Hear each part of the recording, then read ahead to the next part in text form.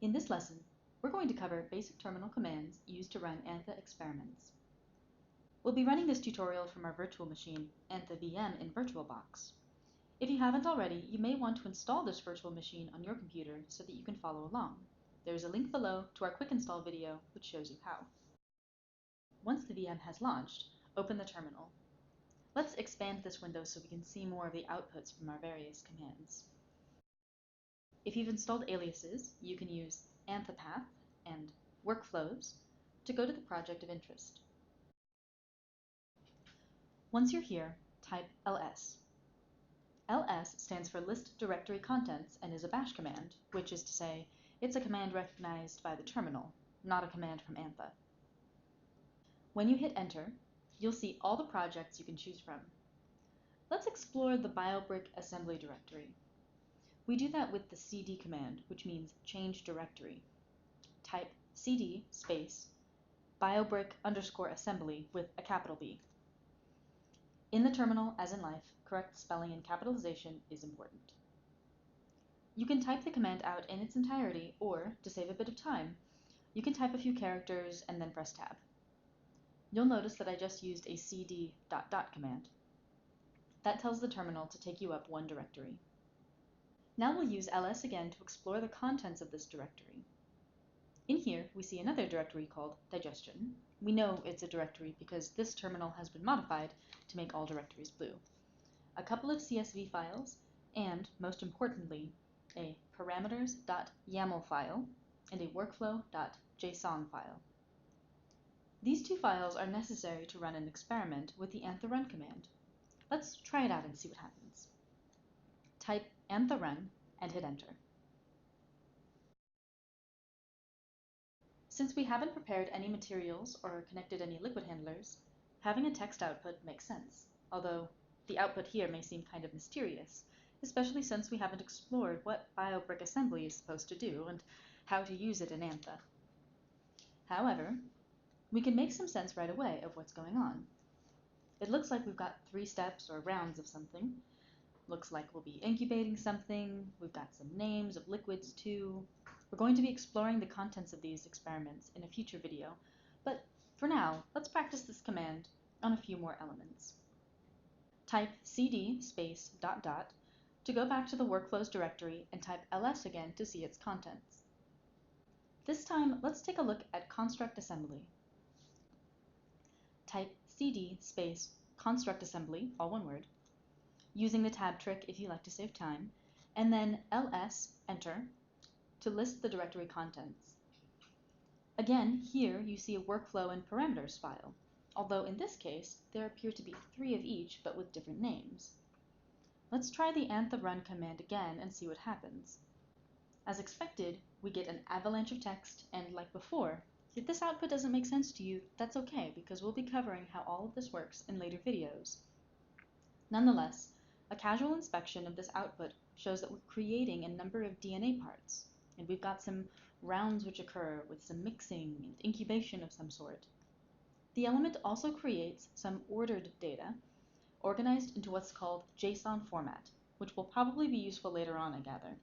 Very curious. Once again, we'll use cd space ... to travel up one directory and choose another experiment. This time, let's try Entree lookup. Entree is a gene database, so I bet this element is going to be data only, which should be exciting. Type cd space Entree lookup with a capital E and a capital L. Pressing tab if you prefer, and use ls to explore the contents of this directory. Looks like we've got another directory, this one called construct_test, and our familiar workflow and parameters file. Just like before, we'll use our trusty friend antharun to find out what these files do. This time, it looks like our element is querying something outside of our computer, and indeed, it's checking the Entree database online. For this reason, this element can take a little while to finish. Once it has, however, you can see the volume of data that it returns. In this case, it's largely in the form of DNA sequences. Having this information isn't very practical when it's only in the terminal, so I'm going to show you how to save this information into a text file so that you can access it later. Let's run antharun again, but this time I'll add a space, a greater than character, another space, and a file name. This file name can be anything, though it would be wise not to use one which already exists in your directory, otherwise it will be overwritten. I'll call mine out.out. Once you hit enter, I'm sure you'll notice that the terminal doesn't seem to be doing anything at all.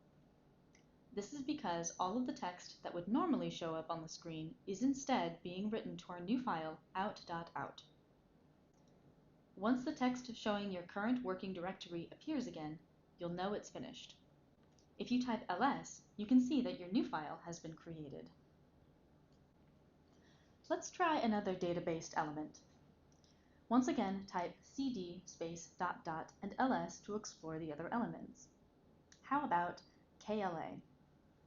KLA is the lumped oxygen transfer coefficient, which is used to calculate the oxygen transfer rate for aerobic fermentations. As usual, we will use cd and ls to go to this directory and investigate what's inside. Upon completion of the antharun command, we see that this experiment calculates things for us, including the Fruta number, the flow state, for example whether it's turbulent or laminar, the shaker speed needed, and of course, KLA. So far, our Antha experiments have produced either text instructions to do something in our lab, like mix liquids, incubate samples, or produce text outputs, like calculations and the result of database queries. But Antha can also create other objects too, like charts and graphs in .ping format. Let's check that out. Type cd space ... to go back to the workflows folder and ls to once again view the files. By the way, you don't have to type ls every time you change directories, but I find that it's helpful when I've forgotten what's inside. Navigate to the plot_raw data directory and look inside. As expected, we have a workflow and parameters file. Type antharun and then ls again. We see now how a new image called newanthaplot.png has appeared. To view this file, you can use the File Explorer to navigate down to this directory, or you can use a special command called xdg-open to open a specified file by its preferred application.